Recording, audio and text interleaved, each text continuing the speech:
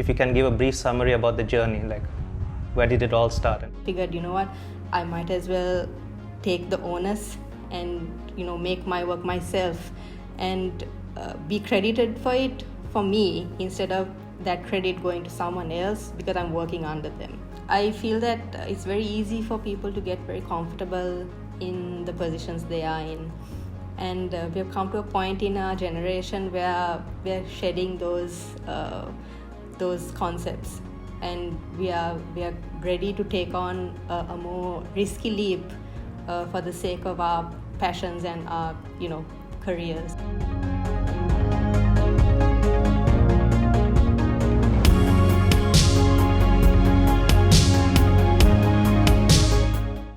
Hi Shahdia, how are you doing? Good, how are you? Thank you so much for inviting me for your interesting talk show. No worries, and I'm doing fine, and yeah, it's a pleasure having you on the show. So now Shahdia, tell us about yourself. Define yourself in 3 types of characteristics. Like, how would you define yourself? As an artist and as a designer, I would say that one of my biggest characteristics is that I'm very detail oriented. I enjoy having to put in a lot of intricacy into my work. And the other thing I would say is that I'm also very, self-critical as well, which I think is a very familiar concept for most artists. I don't think you'll ever find an artist who is not the most critical about their own work as anyone out there. And I think the third aspect about myself, I would say, is that I like to apply a sense of humor to my work to an extent, but I also try as much as possible to do as much research, and I enjoy research into adding a little bit more depth in terms of the story behind my work. So I guess those 3 things would more or less define the kind of pathway I go through exploring different things in my art. Lovely, Shahdia. Now tell me, what do you do professionally? Professionally, I am a chartered architect, so I'm qualified in terms of the design and construction of interiors and exteriors. But at the same time, I'm also an artist. I practiced different disciplines of art and medium, and I recently started up my own studio, Seni Studios. So in that, I kind of combine both aspects of my current career, both professional career as well as my more passion-related career together as one. So sometimes I try to work on projects that are strictly art-based, strictly design-based, and some are then strictly architecture-based. And then for more personal exploration, I try to see if I can combine the 2 together at some point, or even try to explore newer skills and newer methods and mediums of art at the same time. So my studio kind of encompasses all that. And it's been really great to kind of explore that end without having to deal with the kind of stress that comes with being trapped in a 9-to-5, so to speak, which I think most creatives feel the pinch in that way, where they feel very restricted in terms of their design and their creativity and their flow.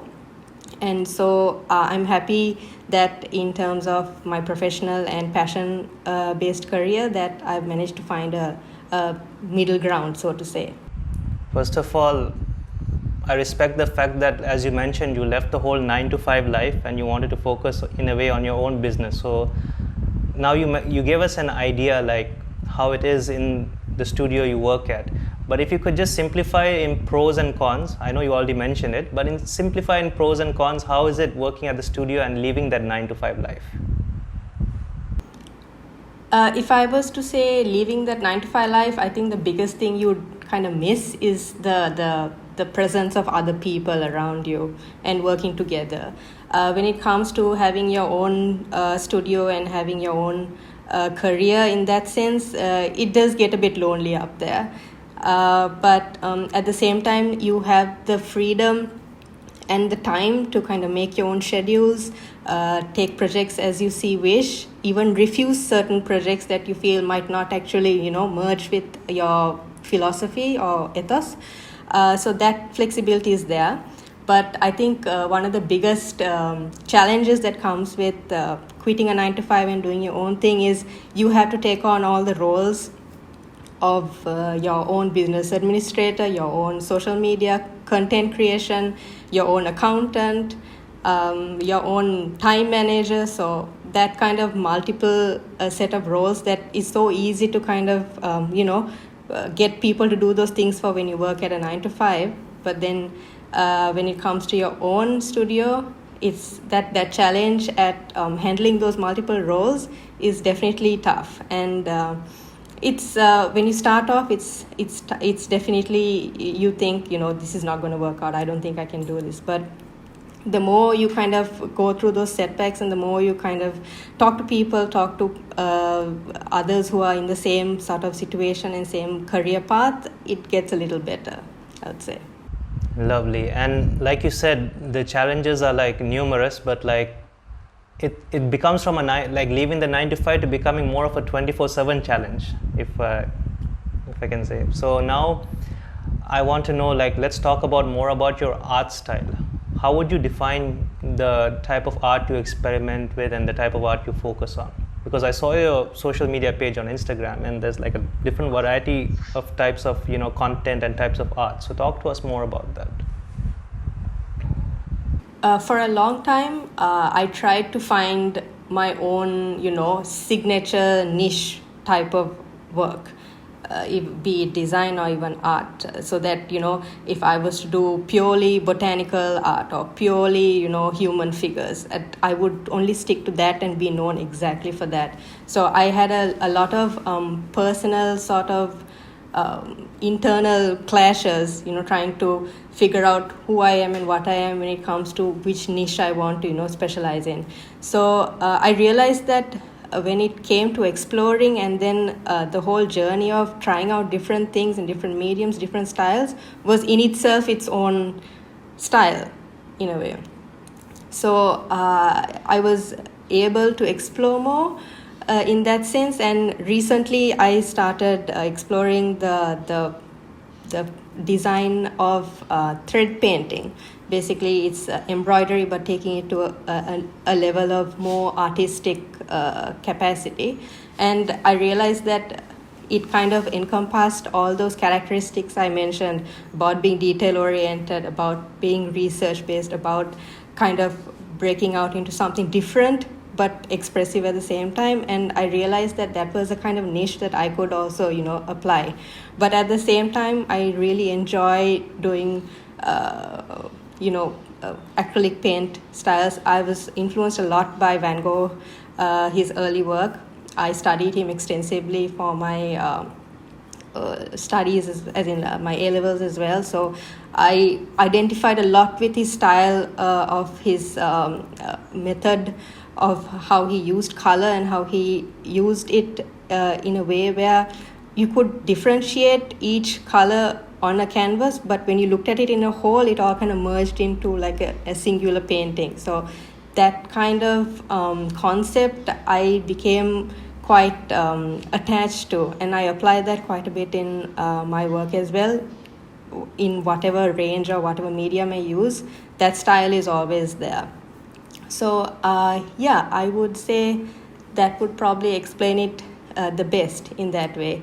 And I think from the response I've been getting in terms of my social media and whatever feedback I've been getting, I feel like I'm able to explore thread painting a little bit more now, to where I can actually overlap some of my previous styles in terms of acrylics or watercolor or even digital work into it, and kind of give it the potential to kind of go beyond the basic norms of what it's known for.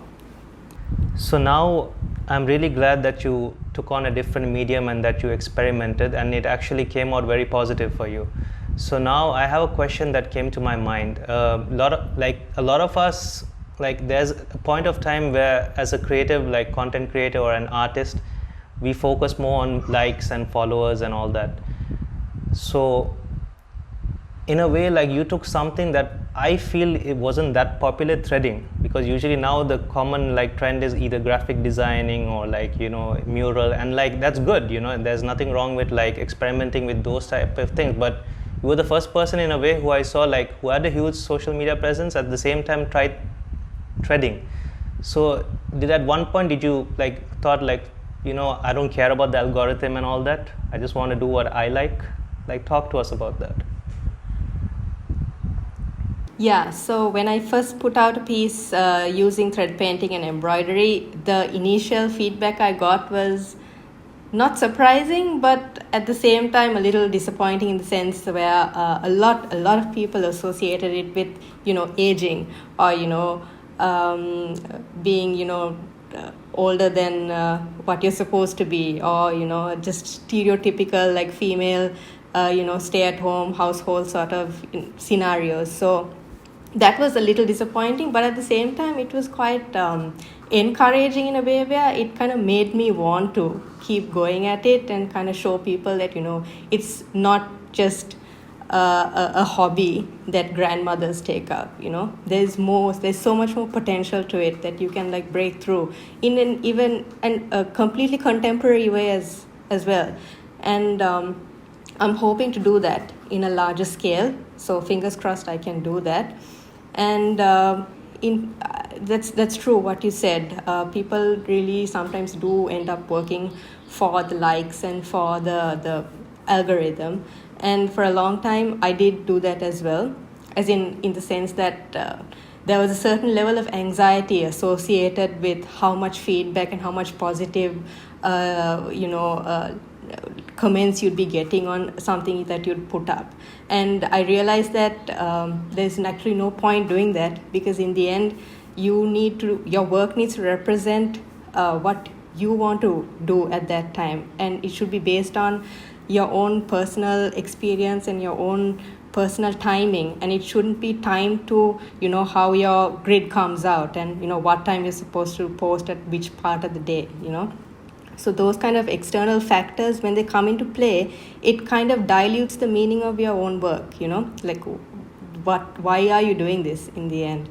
So I think it's very important for even artists who are starting off based on a social media platform to kind of understand that it's just a vehicle for you to put your work out there and to get people to kind of notice you and your work primarily, before it becomes about them or the people or, you know, social media users. So I think that's kind of a big thing for most artists on digital platforms to kind of keep an eye on, because in the end it's actually great for your own mental health as well, and you end up producing work that is fueled by a higher purpose instead of something that is regimented by popularity or likes even.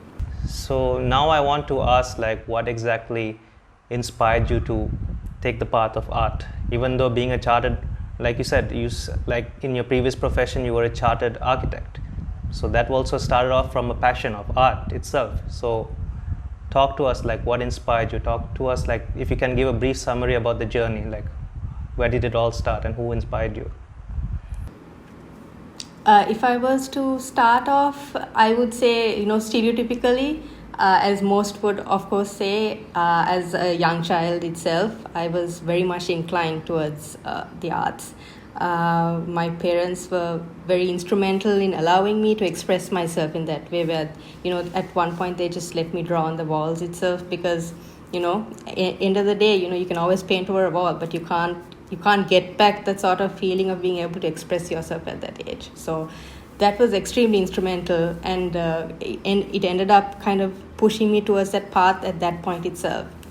After that, I think the next biggest inspiration and the next biggest influence in terms of art would be that I joined into an art school at around age 12, and my art teacher at that time, Miss Shyamala Pinto Jayawardena, she was one of the more unorthodox art teachers, I would say, and she helped me sort of explore, because I came in with a very orthodox view of how art should be, how things should look and how things should, feel, or how they should be colored and things like that. So she helped me kind of break the mold and exploit in a much more authentic manner, I would say.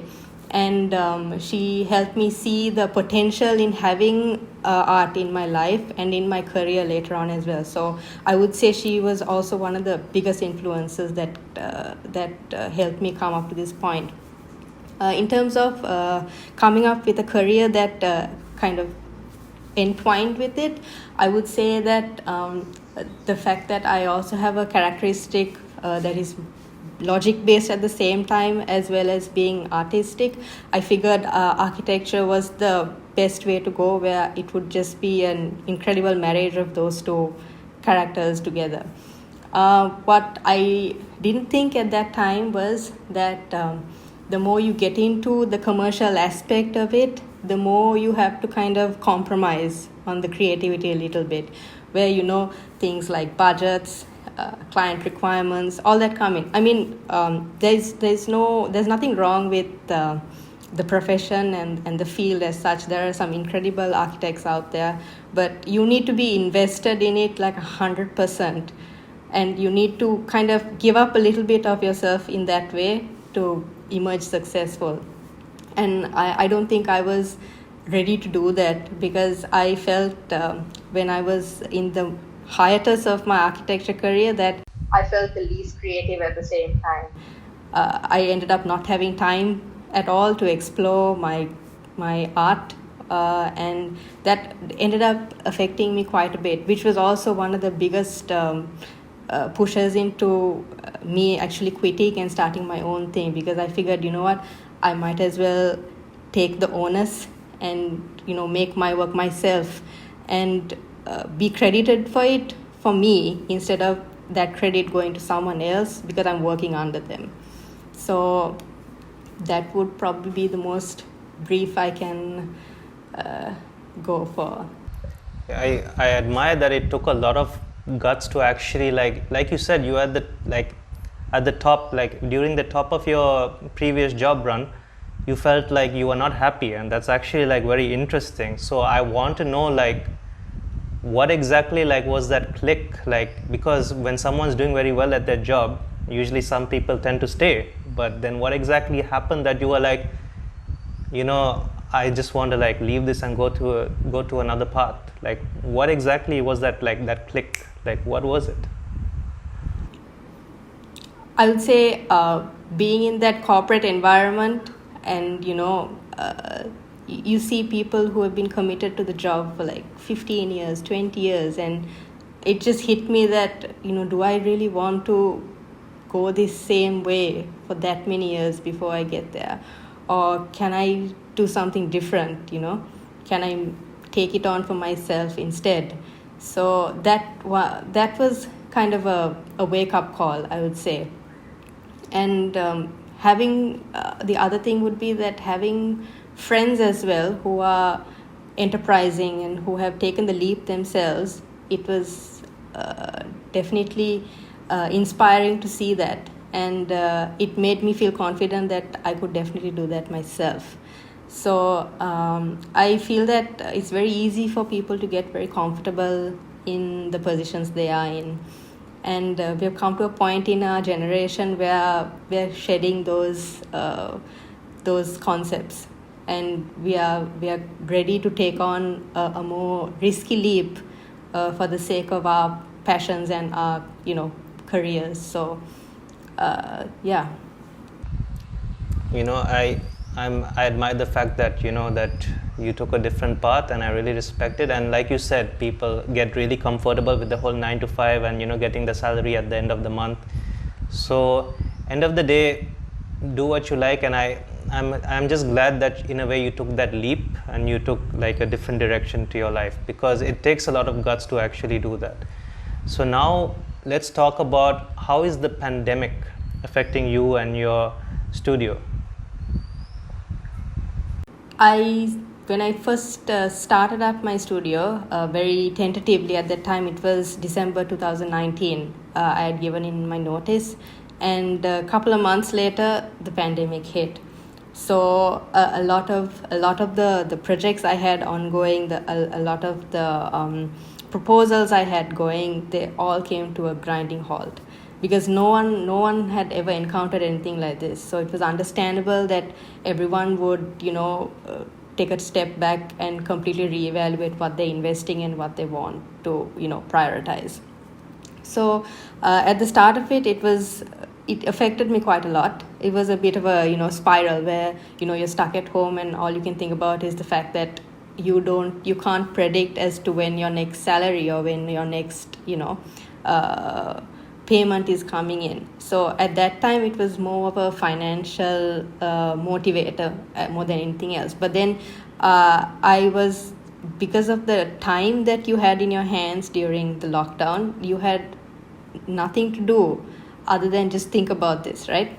So I figured, if there is time on my hands to figure my studio out, then I might as well just be proactive about it. So I set about basically researching and trying to teach myself how to build my own website for my studio, because I figured if I had something concrete, that people can see and people can look at and kind of realize that there is, work like this, there is a studio like this, that I wouldn't just be talking to thin air, that it would be more tangible and more realized. So doing that helped me kind of figure out the pathway of setting up my own studio and coming to terms with the new way of life. And with putting that out, I realized there were still a lot of people who wanted to invest their efforts in my art. So it was new and surprising and very refreshing at the same time. So in a way, like, this pandemic helped you like reinvent your business. I think even in a way, like, even our personalities, because it made us focus on things that, like, where we were lacking. Like you said, maybe in a way, like, you felt the website needed to be there, and then it attracted more clients, and in a way also it helped with the business. So now, in general, like, from the people you have met in the past, you don't have to mention any names, like, what's one of the worst things you heard as an artist, or like working with different types of clients? First of all, I have met some incredible clients who have been so supportive and so open to my work and interpretation of whatever their requirements are. In terms of some of the more unsavory things that that come around as an artist, I think the biggest one is can you do this for free, and we'll pay you with exposure. So exposure really doesn't do much. I can do my own exposure for myself. It's so if you are really a sincere patron of the arts and design circle in the country, I think you would respect that as well at the same time, by sort of identifying the effort that an artist has put into their work. So that is probably one.